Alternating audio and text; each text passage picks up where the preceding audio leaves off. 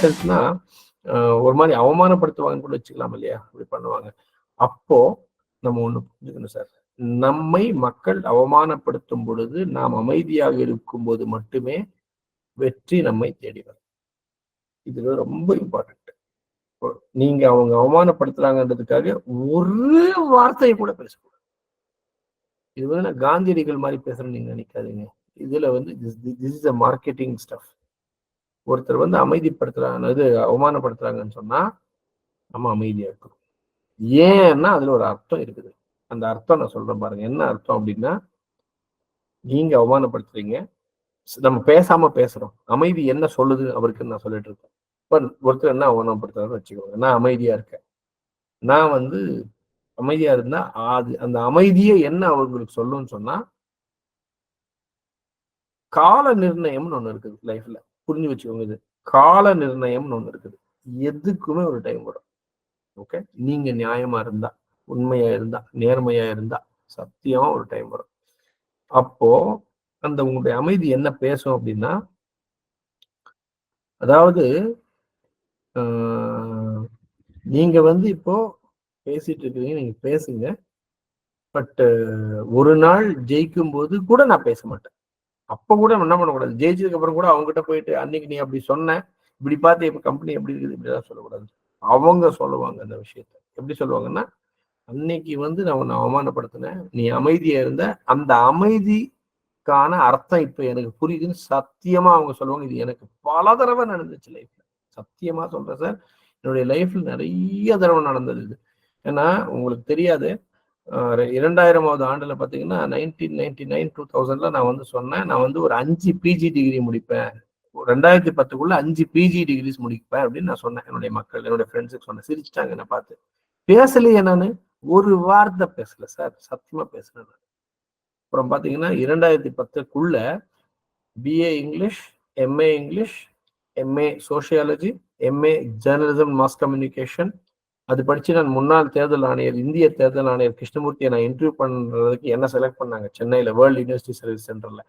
அதற்கு பிறகு பாத்தீங்கன்னா சொன்னா master of human resource management, அதுக்கு அடுத்தது வந்து பிஎட், அதுக்கு அடுத்தது எம்எட், அதுக்கு அடுத்தது வந்து இப்ப நான் வந்து சான் பிரான்சிஸ்கோல வந்து நான் வந்து I am doing my doctorate in business administration நான் இப்ப பண்ணிட்டு இருக்கேன். ஓகேங்களா, நான் எதுக்கு சொல்றேன்னா 2010 அதெல்லாம் முடிச்சேன். அதே மக்கள் சத்தியமா யார் யாரெல்லாம் வந்து என்னை அவமானப்படுத்தினாங்களோ, இன்சல்ட் பண்ணாங்களோ, சிரிச்சாங்களோ, அதே மக்கள் சத்தியமா நான் சொல்றேன், ஆண்டவன் மீது ஆணையாக அதே மக்கள் என்னிடம் ஆங்கிலம் கற்றுக்கொள்ள வந்தார்கள்.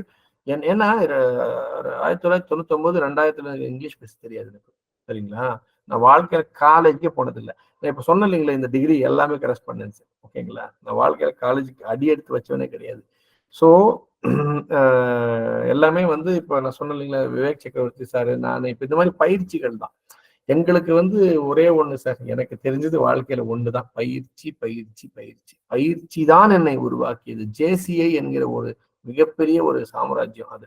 அதுல நான் வந்து பாத்தீங்கன்னா ஒரு ஜோன் ட்ரெயினர் வரைக்கும் நான் போனேன். அதுக்கப்புறமா எனக்கு நேரம் வந்து பாத்தீங்கன்னா வேற இது ஆயிடுச்சு. அதனால வந்து நான் ஆயிட்டேன்னு வச்சுக்கோங்க. நான் வந்து 2011 வந்து பிரசிடென்ட் ஆயிருந்தேன்.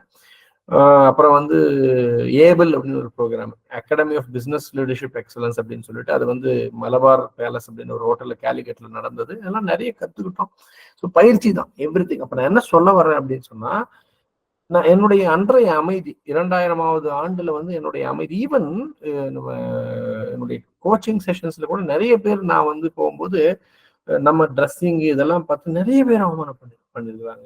நிறைய கேர்ள்ஸ், இந்த பியூட்டிஃபுல் கேர்ள்ஸ் எல்லாம் இருப்பாங்க இல்லையா, அவங்க வந்து பாத்தீங்கன்னா நம்ம ட்ரெஸ்ஸிங்கை பார்த்து வந்து அவங்க பெருசா நம்மள ஒரு மாதிரி பாக்குறது. லைக் எப்படின்னா, நம்ம வந்து சார் நம்ம தமிழர்கள், நம்ம வந்து நம்ம ட்ரெஸ் இப்படிதான் சார் இருக்கும், பாருங்க இந்த மாதிரி தான் சட்டை போடுவேன், என்ன பண்ண முடியும், நமக்கு இப்படிதான். இப்ப நான் வந்து வெளிநாட்டுல போய் அங்கெல்லாம் போய் தான் அந்த ஊருக்கு ஏற்ற மாதிரி நான் இருக்கிறேன்னு ஒழிய, அடிப்படையில் நம்மளால இப்படிதான் இருக்க முடியும். கரெக்டா. நம்ம போன உடனே அந்த இடத்துல வந்து சில கோச்சிங்ஸ்க்கெல்லாம் நம்ம போவோம். பெங்களூர்ல போவோம், மும்பைல போவோம், பூனேல போவோம், டெல்லியில போவோம். போனா அவங்க எல்லாம் பாத்தீங்கன்னா ஃபுல் என்ன ட்ரெஸ், என்ன கதை, அந்த ஷூ என்ன, அந்த இது என்ன. சரி, நான் இப்படிதான் நான் போவேன். ஆனா அப்பெல்லாம் வந்து பாத்தீங்கன்னா, ஆனா இன்னைக்கு நான் சொல்றேன் நண்பர்களே, தோழிகளே, நான் வந்து என்னை வந்து டெடெக்ஸ் டாக் என்ன இன்வைட் பண்ணாங்க. நான் வந்து டெடெக்ஸ் டாக் நான் பேசியிருக்கேன். எனக்கு வந்து மத்திய அமைச்சர் நிதின் கட்கரி அவர்கள் வந்து என்னை வந்து நாக்பூர்ல அழைத்து இன்டர்நேஷனல் பெஸ்ட் வெல்த் கோச் அப்படின்னு அவார்டு கொடுத்துருக்காரு. மாதிரி நிறைய இருக்கு, நான் சொல்லிட்டு இருக்க முடியாது, அதெல்லாம் வேண்டாம், பெருமைப்படிக்கிற மாதிரி ஆயிடும். எதுக்கு சொல்றேன்னா, நமது அமைதி என்பது நாளடைவில் பேச ஆரம்பிக்கும். நியாயமாக நாம் செயல்பட்டால், சரியாக செயல்பட்டால். அதனால யார் அமைதி காக்க வேண்டும். ஏன்னா